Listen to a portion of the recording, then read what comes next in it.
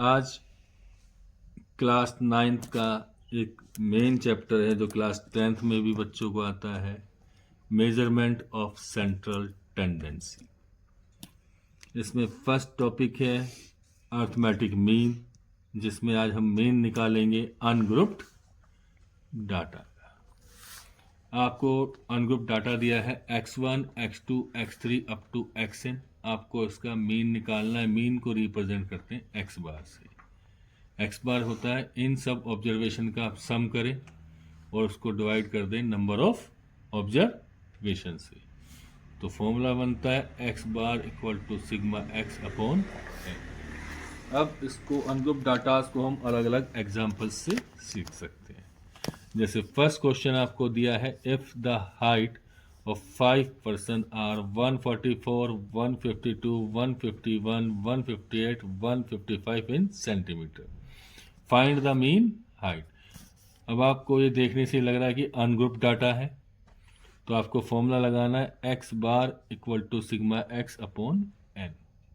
Sigma x क्या है? इन सब का सम, जितने आपको ऑब्जर्वेशन दिए हैं, और n आपको होता है नंबर ऑफ ऑब्जर्वेशन। इन सब का सम किया तो कितना आया? 760 अपॉन 5। 760 से इसको डिवाइड किया तो कितना आया? 152 सेंटीमीटर।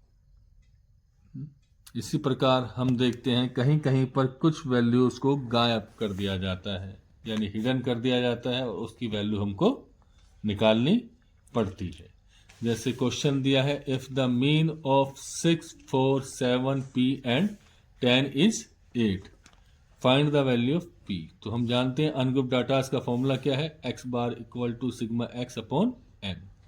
आपको मीन क्या दिया हुआ है? 8। बाकी जितने भी डाटाज हैं उनको सम किया। नंबर ऑफ डाटाज कितने? 5। 5 8 जा 40। इनका सम किया तो क्या है? 27 प्लस p।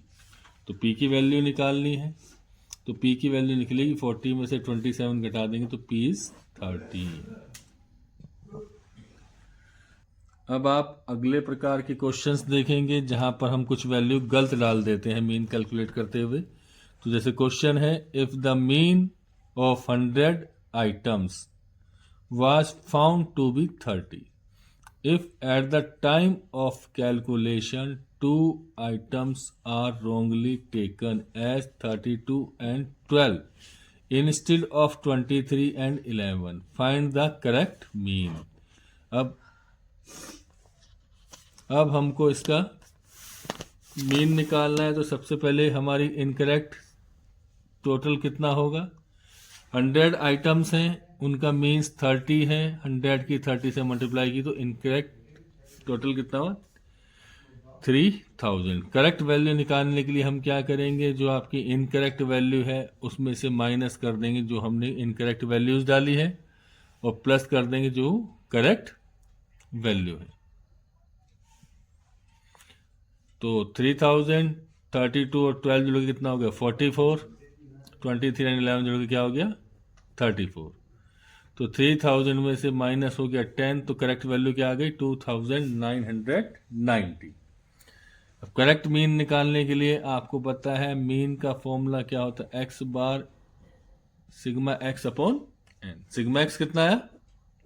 2990, और नंबर ऑफ ऑब्जर्वेशन कितने थे? 100। 100 से हमने उसको डिवाइड किया तो आपको करेक्ट मीन हो गया 29.90। इस प्रकार आप अलग अलग प्रकार के इंडिविजुअल डाटास का आप मीन्स कैलकुलेट कर सकते हैं।